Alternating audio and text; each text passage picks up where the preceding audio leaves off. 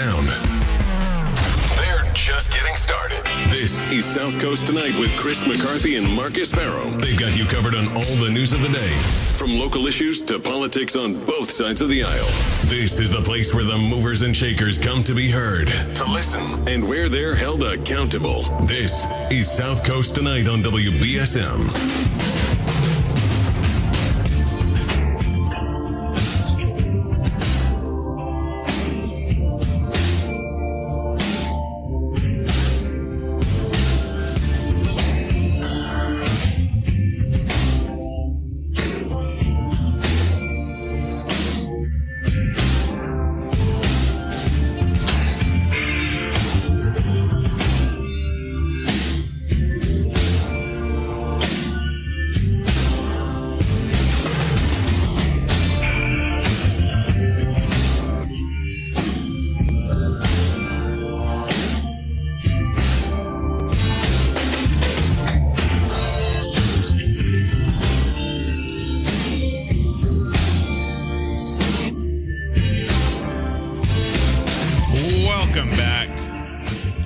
Welcome back to the show. I'm Marcus. 508-996-0500 is how you get the program.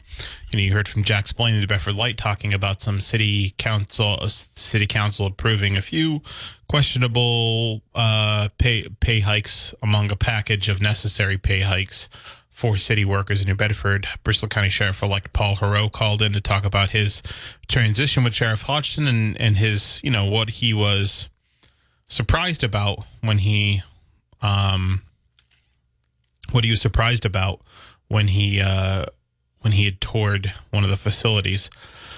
So 508-996-0500 is how you can get on the program. We'll also take messages on the WBSM app chat if you want to chime in on the conversation. Caller had called in, and if you want to call back, you can. Or if anybody wants to call and talk about this, you can at 508-996-0500. But basically, they're talking about the Voc-Tech school admissions process. Now, it's an important conversation because it's kind of part of the broader conversation about it's part of the the whole Shane Burgo and Ryan Pereira walking out of a city council meeting, that whole saga. So basically, when Burgo and Pereira walked out, one of the reasons was there was a nominee for the Voc-Tech school committee, Carol Pimentel, who had said that, who had been tapped by Mitchell to be on that committee. I believe she is a believer in more open enrollment for vocational schools. And Burgo had talked a little bit about that during his appearance here on WBSM. He had basically said, there's the demographics of the school have changed substantially from where it used to be, right? And one of the reasons is their admissions criteria at this juncture is making it so that students of certain demographics have a much more difficult time getting admitted. Now, that is a statistically demonstrative fact that basically this admissions criteria benefits white people. Now, I know that it's not just New Bedford that's in this Voc school district. Vocational schools operate as their own school district. So people from Fairhaven go to Voc, people from Dartmouth go to Voc, and people from New Bedford go to Voc. So go to the New Bedford Voc. Not, there's obviously Old Colony and Bristol Plymouth and all those other places, but they go there. They learn a trade and may be able to, begin their career as soon as 18 years old when they get out. I know people that did graduate from Voc that did begin their career as soon as they got out, at 18 years old, and have done really well. The problem is at this juncture that they're taking a lot of things into account, grades, attendance, and discipline, along with recommendations and interviews, right? Every vocational school in the Commonwealth that has more people that who apply than seats available, their rejected population contains disproportionately these following groups: students of color, students from low-income families, students with disability, and English language learners. Now, English language learners are people who, could be from Puerto Rico or could have immigrated here that speak English as a second language. So they need additional coursework in order to learn English. Voc has a 4.2% English language learning population, while the city of New Bedford total has something like 28% English language learners. So, again, it's clear that there are certain demographics that are being favored over others by the admission standards. Now, the Department of Elementary and Secondary Education had basically Mayor Mitchell, by the way, for people who don't know, is organized along with 23 other gateway cities in the Commonwealth, organized them and basically, had sent a letter to Jeff Riley, the commissioner of the DESE commissioner, and said, we need, you should change. They wanted a straight lottery system instead of the admission system before. They wanted a straight lottery system. Now Riley opted to make these new rules that basically say, these school districts have to, because Voc schools are school districts. People from Fairhaven, Fairhaven gets to send a member of the school committee. Dartmouth does, so does New Bedford. But basically, they said, your admissions criteria have to consider being more demographically representative of the populations that you serve. And if you don't follow that criteria, then you have to go to the lottery system. I think there's been some issues implicating those policies. Obviously, the mayor is supportive of these policies and wants to appoint somebody to the vacancy on the board or the new position on the board that will follow those policies. And he believes that members of the city council are stonewalling this nomination to maintain the status quo of admissions on the Voc School Committee.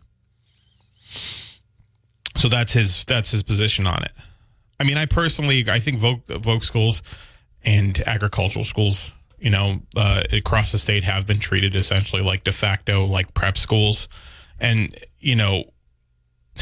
the problem is a lot of the trades, everybody's, I think, capability, not all skills are transferable, right? Just because you're a good student doesn't mean you're a good tradesperson, right? And just because it doesn't mean you're good at any of the trades that are necessarily available. Just because you don't excel academically doesn't mean you won't excel in a trade. Skills, not all abilities are transferable. You can't say this guy's really, really smart. He's going to be a great plumber. He might be, but he might not be, right? I'm somebody that's considered to be like a good academically, right? I went Dean's List at Bridgewater. I went to law school, graduated, but I don't know any of that stuff. I don't know any of that stuff. I don't know anything about trades, cars, any of that stuff. Electrical work. I am probably the least handy person that you've ever met. So people who sell it, and I know there's other programs that are available. There's legal programs and things like that. But there are still, excluding some people who may not be as good academically, that are not, could excel in a trade. And that's the argument Mayor Mitchell is putting forward. That's the argument that the 23 other gateway city mayors put forward when they asked for these new admissions policies. Let's go back to the phones. Good evening. Good evening, Marcus. Talking about the admissions of Voc, we talk about the demographics, right? But let's go ahead and dissect that a little bit. So, okay, you say Fairhaven. So, Fairhaven, Dartmouth, right? The demographics in those two towns are considered morally white, correct? I would say so. I'd say probably okay. Dartmouth's about 35,000 people, so they're probably a bit more racially diverse than Fairhaven is. But yeah, that's I would say that's correct. Yeah. So okay, so the only demographic we're really talking about is New Bedford, right? Yeah. Because you think New Bedford has 110,000 people. So New Bedford has the most diversified out of those three, Fairhaven, Dartmouth, and so and so. So the majority of Voc students are coming from New Bedford. Mm-hmm. So they're not coming from Fairhaven or Dartmouth. You get a majority that are coming. Mostly are going to Dartmouth High or Fairhaven High. Yeah. And not going to Voc, going to Old Colony. Now, the reason why some go to Old Colony is because they didn't make it to Voc and they go to Old Colony. Are they able to? I thought Old Colony was just like Rochester or Acushnet. I think if they hit me, I think you're right. So it's all Rochester, right? It's all regional. It's all regional. Like Diamond's Westport, Fall River, maybe some of the other towns in that area. Greater New Bedford Voc is like New Bedford and the surrounding towns. I think Old Colony is Rochester, Acushnet, maybe Freetown. I don't know the entire demographic it serves. So it would be nice to get maybe a statistic of how diverse Voc is now compared to what it was, say, 10 years ago. If you go on the Voc itself, you do see a lot of diverse students that are going there now. So the argument would be, say, okay, how come some students can make it and some can't? It has to do Would you with say, according to their website? Or if you look around, if you go to the Voc itself and you walk around, okay, you see students around the diverse side versus other schools. Yeah, I mean, you can say that because Voc has, 2,000 students, and New Bedford High has like 5,000 students or 6,000. Sure. Because they're a bigger school and a lot of people go to New Bedford High. But the thing about Voc is you start lowering admissions for Voc, then you're going to start having just ordinary kids that don't even try to or shoot for higher grades because now they don't have to, because now it's just going to be part of the lottery system and you get into Voc and there's nothing to really shoot for if you're in the middle school for students who probably want to go to Voc, but they know they have to have good grades and good attendance. If you don't have anything to shoot for, then those students just don't have to try. I mean, hard, people who apply themselves academically typically just apply themselves academically. Yeah, that could be a motivator for sure. If someone wants to go to Voc, they might do that. But typically, students who want to do well just do well. I don't think you're going to have fewer quality students or you're going to have fewer students that try overall. I don't think it's going to have that much of an impact on that. That doesn't make a lot of sense. I mean, because you'd probably people who do well usually typically just want to do well, or they're able to do well. People who don't necessarily do well, it isn't because they are academically, it isn't because they don't want to, it's because they can't. So yeah, but then when you're talking about the lotteries, now you got a lottery shooting for those students. But then how do you break down the shop cycles where you only have so many slots for that shop, and now you have to come up with another system to be diversified? Yeah, maybe a strict lottery isn't maybe a strict lottery isn't the answer. I mean, that was something Mayor Mitchell advocated for, and I had actually hoped to talk to him more about that at some point in the new year, because this school, if what he's saying is right about the city council, basically, or members of the city council trying to hold up the school committee appointment, it's because there are members of the city council that have a problem with this admission standard.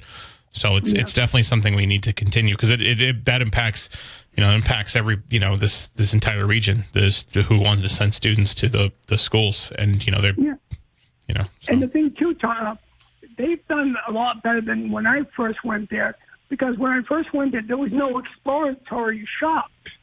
So in 7th grade or 8th grade, okay, you chose what shops you wanted to go, first, second, and third, but you had no idea basically what shops you're going into because there was no really information about them. So It was kind of like a shot in the dark. And if you look back at maybe the student body that I went to school graduated, probably 80% probably didn't graduate with the shops that they did, because when they first chose their shops in middle school, they had no idea what they were going for. Mm-hmm. I mean, it sounded good. Oh, I think I'm going to be this. But then you get in a shop and you kind of, oh, no. Well, you graduate and you find out, I went for 4 years, I really don't like the shop I was in.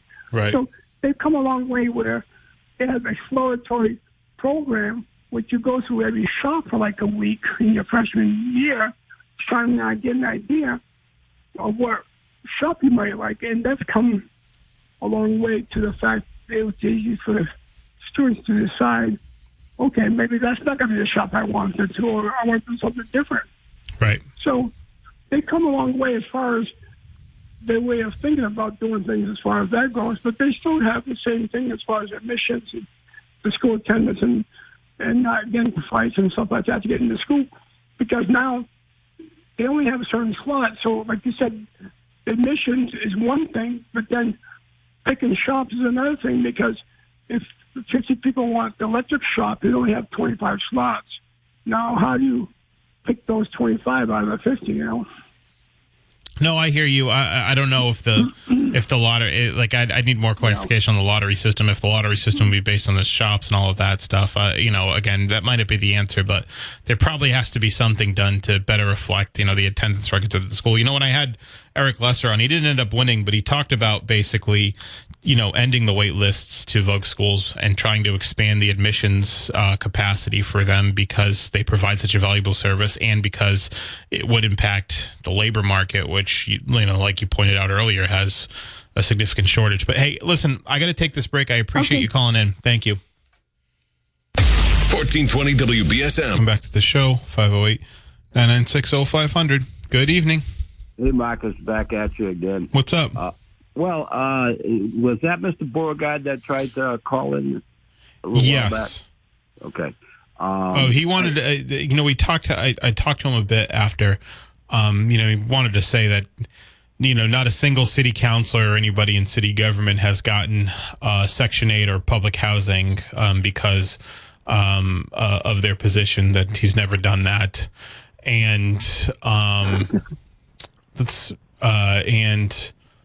that was basically what he had wanted to clarify, and that Section 8 and public housing are two different things. He also said that trip towers, the 50% of trip towers people being under the age that it was meant for. He said that's wholly untrue. That's what he had told me when I had spoken with him.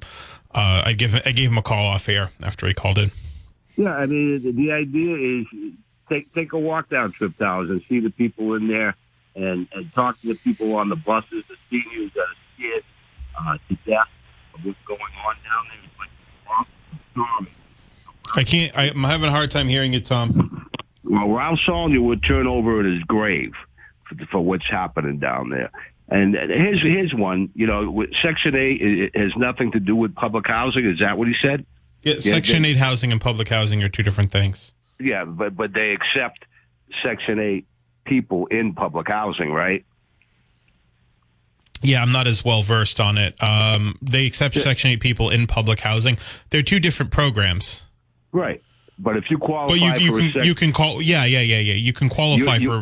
qualify for one or the other, sure. Well, you apply for Section 8 housing at the housing authority. Mm-hmm. Okay? And they have jurisdiction over that. And they have jurisdiction over the list. And here's one that he may want to comment on. Ollie McNamee, right? She was the director of Catholic Social Services, a wonderful administrator, did a lot of unbelievable work in the community. And then it changed. And now there's a new lady out of Federal Hill. And she has jurisdiction over the project down on Rue Street. They have a new policy down there. If you stay there for a year, you will receive a Section 8 certificate from the Diocese of Fall River. Okay. All those folks are from Providence. Then what happens to the New Bedford people? Okay? So, there's a lot of, I don't want to sound like a noisy gong clanging in the wilderness, but there's certainly, and I'm sure somebody will use that. That's okay. Yeah. I'm at the end of my time here. That's okay. But somebody's got to look into this to see how the whole operation works. And for him to say that he's never got a call or never moved up anybody on the list, maybe he didn't, but maybe Bruce Oliveira did. Well, look, again, I can't substantiate any of that stuff. Neither can I at this point. Then maybe there's a reason for a HUD review. Who knows? But anyway, I just wanted to make that comment. I'm sure he was very irate. It sounded like he was very irate when he called the first time. And we'll see. Just time goes on, Yeah, I mean, it's kind of a far cry from where, we were at with the conversation about. About them holding up the appointment on the licensing board. I'm not sure if that had anything, I'm not sure if any of that stuff, if you're saying what you're saying is true, is important, but, what we're talking about is for one reason or another, there's, the thing is if they, if they want to keep Steve on the licensing board, I think that's fine. That's within their authority and their right to do it. And I like Steve. I think he's a good guy. It's within their authority and right to do it. They just have to probably reject the guy, instead of holding that committee appointment and other committee appointments in perpetuity till the end of time, looks like the practice that they're doing based on the fact that some of those committee appointments have been languishing there since spring of 21. When you were in the council, did you ever? We didn't have. Put it this way: what I noticed since maybe the mid '90s, the Appointments and Briefings Committee became the Dump Everything Committee in there, and it forced the chairperson. This is, I'll give a little leniency to Councilor Carney on this, and that committee has to deal with just about everything that could be controversial. Now, the committee chairperson sets the agenda, and that's where the controversy comes up, because these things have been languishing. It shows the power of the chairperson regarding just about every issue coming into the city. There used to be other committees, so the workload would be spread.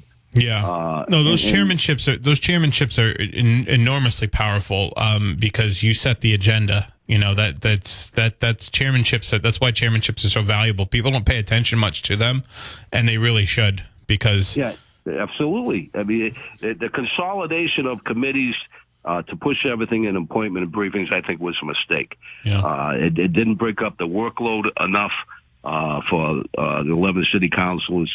And I think they ought to just go back and review that so that the authority, so to speak, from the chairperson isn't so thick and overwhelming for what goes on in this city. Yeah. Well, that's just my opinion. And then the noisy gong clanging. Well, all right, man. Thank you. I appreciate it. We'll hear more from Councilor Carney next week on that, the issues regarding the committee appointments. I mean, they have been sitting there for a while, and we'll get some clarity on that. So 508-996-0500 is how you can get on the program. Again, we'll have to. Mayor Mitchell made some comments about it. Burgo had. They both accused her of trying to hold everything up. She said not true. She told me today she sets her agenda, as soon as the chairmanships are handed out, which means when she gets her chairmanship, she makes the agenda. And so she said she didn't get any notice from Ian or Brian that they weren't going to be in until before the meeting. She didn't know ahead of time that they weren't going to be in. That's what she told me. Because she read two letters into the record. on that. And she said Lima left. She didn't know Lima was going to leave. But Scott Lima called into this show last week, and about something else, but I asked him about this, and he had said typically it's not okay. It's not,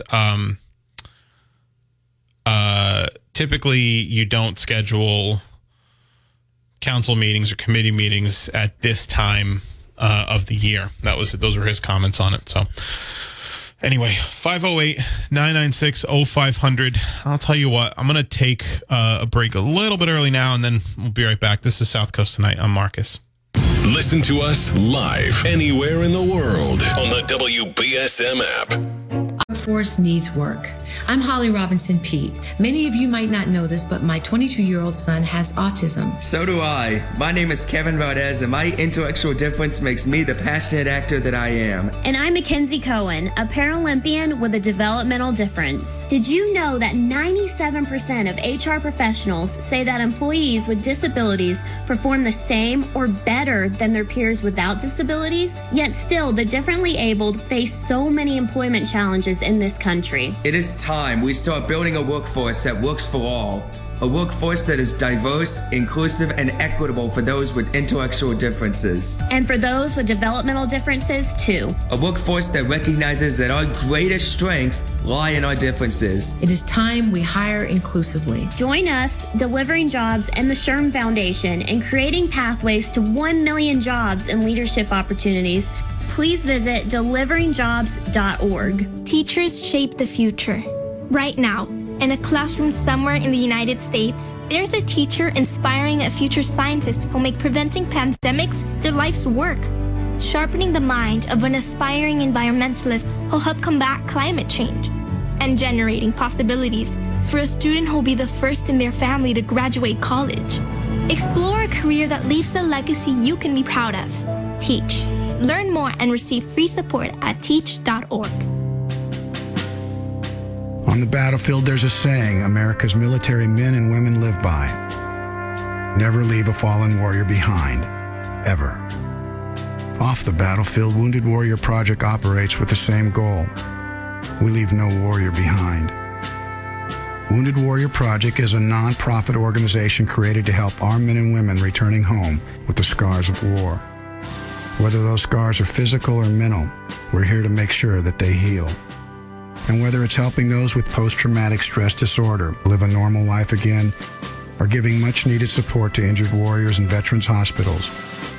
Because no one deserves our help more than the men and women who risk their lives to keep us safe. Wounded Warrior Project. We never leave a fallen warrior behind. Ever. Learn more about what we do at woundedwarriorproject.org. If a natural disaster comes knocking, how prepared is your family? You can't just close the door on earthquakes, floods, or hurricanes and hope they go away. That's why it's important to make a plan now. Ready.gov/plan has the tools and tips you need to prepare your family for an emergency. So if disaster shows up at your doorstep, you'll be ready. Visit ready.gov/plan and make a plan today. Brought to you by FEMA and the Ad Council. The voices in the night that cover the news of the day. I heard the voices too. Chris McCarthy and Marcus Farrow. More of South Coast Tonight happens now on WBSM. Welcome back to South Coast Tonight. I'm Marcus. 508-996-0500 is how you can get on the program this evening. So, I did want to shift a little bit to, if we want to call and or text me about or send me an app chat message about a more national issue, a more local issue, you can. I'll definitely take it at 508-996-0500 or take your messages on the app chat. But what I wanted to talk about actually is the recent ruling by the Supreme Court to keep Title 42 in place. That's how I wanted to finish out the hour. So Title 42 is it's a section in a 1944 Public Health Act that President Trump had used to essentially reject people who are coming into the border, who are coming over the border outside of the legal ports of entry. Now, according to federal law, it's kind of interesting because though they've rejected 2.5 million, there was 2.5 million rejections by Border Patrol agents based on a Title 42 ruling. Now, what's interesting is that is in direct conflict with federal law that states clearly and unequivocally that people who come into the United States seeking asylum, right? If you come over the border and you're seeking asylum, you are entitled to a hearing. You are entitled to a hearing. It is very clearly stated in federal law that you're entitled to an asylum hearing. So it doesn't matter if you come in through a legal port of entry or if you were to come in, if you were to wash up ashore or if you were to swim across the Rio Grande or if you were to jump a fence or if you were to, parachute into the country, right? It wouldn't matter. If you're seeking asylum, you're entitled to a hearing in an immigration court. Title 42 basically says, nope, you're not. We're going to reject you just for crossing the border illegally. It's under the guise of it being a public health issue. Now, this is basically an executive invocation made by President Trump about 2.5 years ago. I don't know whether or not President Biden actually really likes it or not, because I think by and large, President Biden has agreed with a lot of Trump's policies on immigration, sadly. But basically, the Supreme Court has said that they have to leave Title 42 in place, at least until they get a hearing on the issues in February, and they will come out with a ruling in June. Now, this was basically the courts ruled this 5-4. Now, there's a 6-3 right-wing majority on the Supreme Court. So there's the one justice who joined the left wing of the court was Neil Gorsuch, who said basically it's not the court's job to continue. He said this is not, what's happening at the border is not actually a COVID crisis. And Title 42 is basically using public health to disguise what really is an issue on immigration policy, right? They're just using the COVID as an excuse, which, most Republicans apparently don't even believe in the first place, using COVID as an excuse to reject people who are seeking asylum. Now, he also said it's not the court's job, which I agree with. It's not the court's job to carry out edicts or enforce edicts from former presidents, who when there's another president here. Like, Biden could easily just say, no, I'm actually not doing that. Because the Supreme Court can potentially rule that certain executive orders or certain invocation, executive orders and memoranda or whatever are like unconstitutional and that they can't be carried out. But to force one to remain in place is essentially taking the responsibility of the executive branch. It's not a system of checks and balances. It's a usurpation of authority for the Supreme Court to say, no, you have to leave it in place until we get a hearing on this. Right? The Biden administration can't now say, actually, it was a former, Trump enacted this. We're actually, we're reversing it. It's an executive decision. We have the executive branch now. We can turn it down.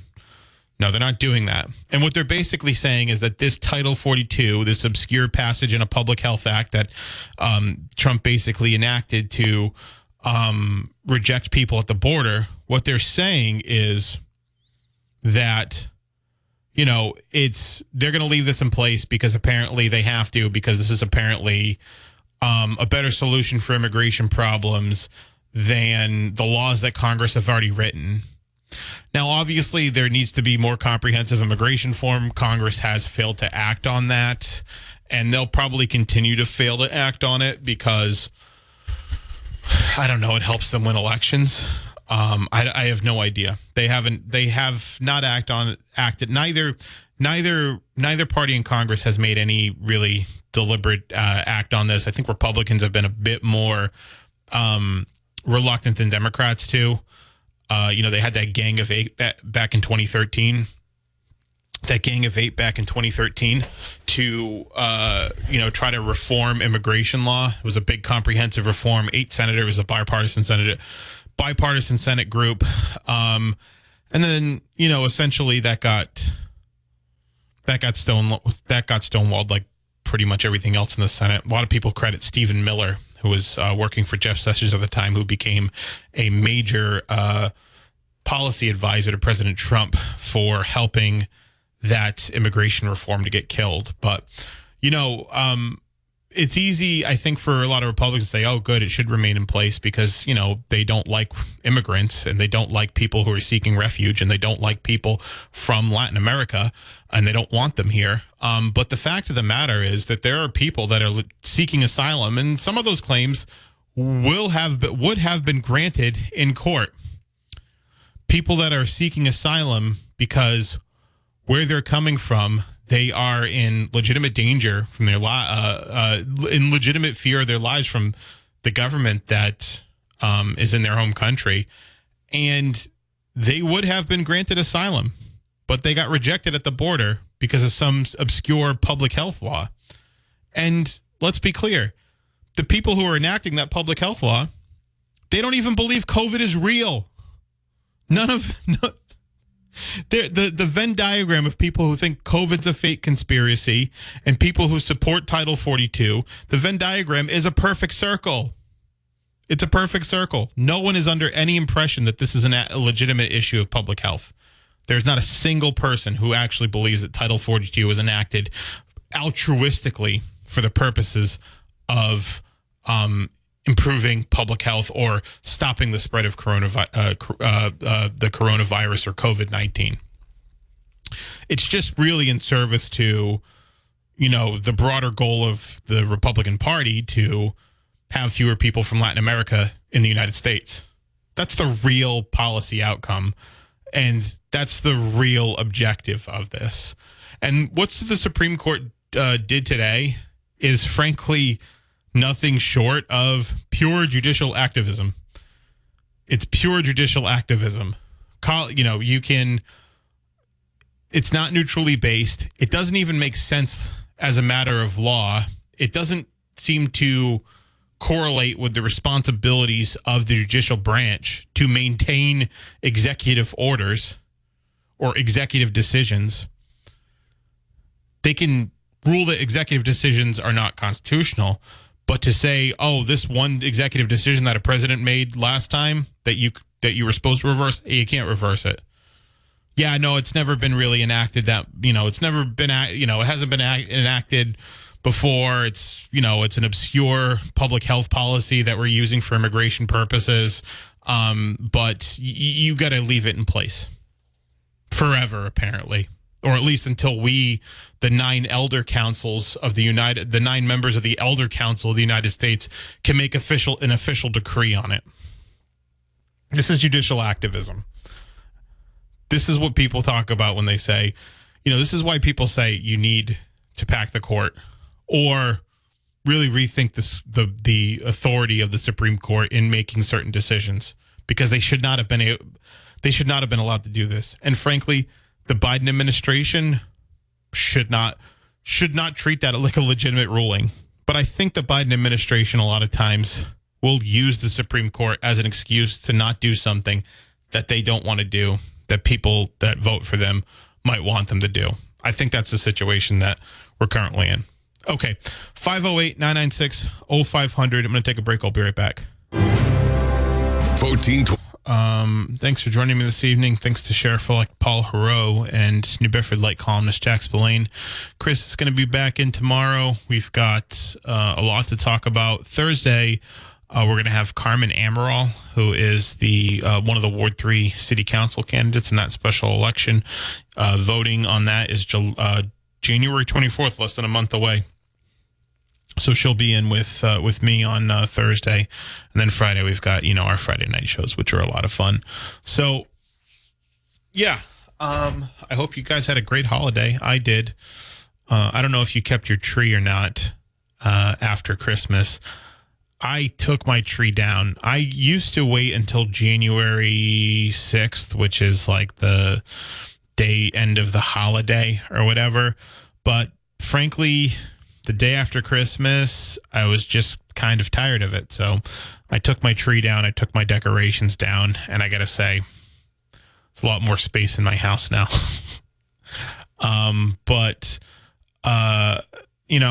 My holiday was good. I spent some time with family. I hope you did too. And again, tomorrow, Chris will be back. We'll have a lot of good local conversations, and we'll have a lot of fun. And we'll see what guest that we can get on the show on Wednesday. Kind of a light week, holiday week. It feels light, it feels like a Friday. Honestly, frankly, after Thanksgiving, a lot of days feel like every day kind of feels like a big Friday. But especially the week from Christmas to New Year's, it's just kind of like, everybody's still kind of in vacation mode. So, but we'll see you guys tomorrow. All right. Thank you so much for tuning in. Thank you for calling in. Thank you for messaging on the WBSM app chat. And 7 p.m. tomorrow, Chris and I will be back.